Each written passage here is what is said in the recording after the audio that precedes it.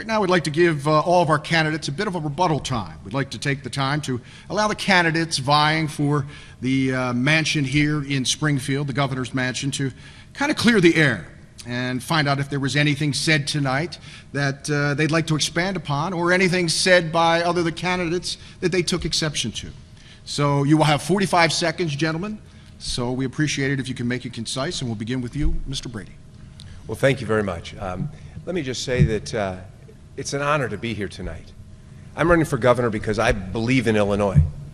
I believe this state has the richest heritage and the richest opportunity of any state in the nation.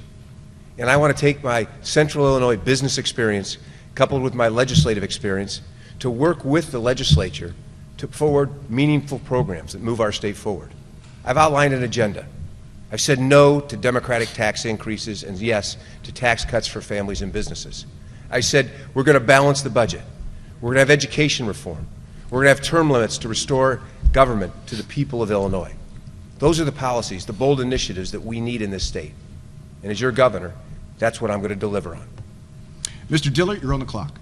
Thank you. I think this is our clarification round, is it not? It is.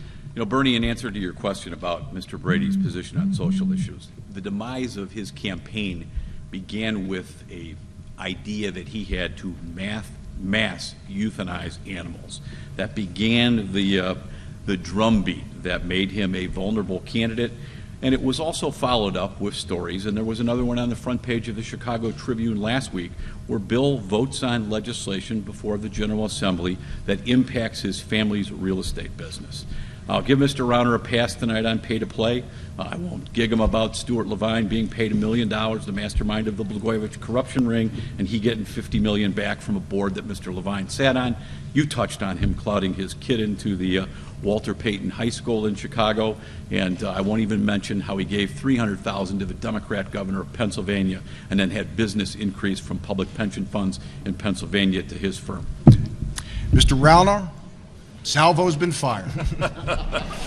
I like all those things that weren't mentioned. That's pretty that's impressive.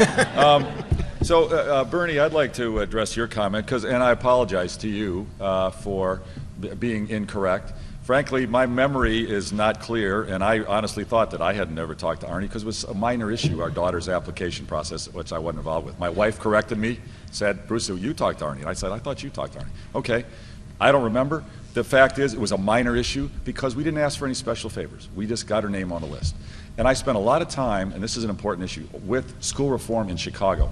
Vouchers, charter schools, merit pay, modification of tenure, and really empowering parents. My wife and I are dedicated to that. We've spent years and much of our financial resource trying to empower parents in Chicago for school choice, and we're passionate about it.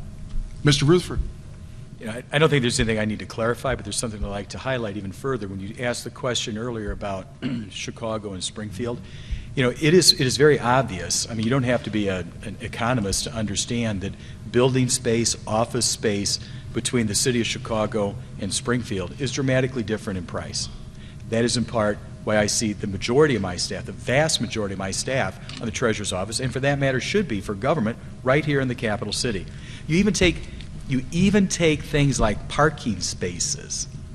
What you have to pay for a parking space for fleet cars and staff cars in the city of Chicago compared to Springfield is dramatically different.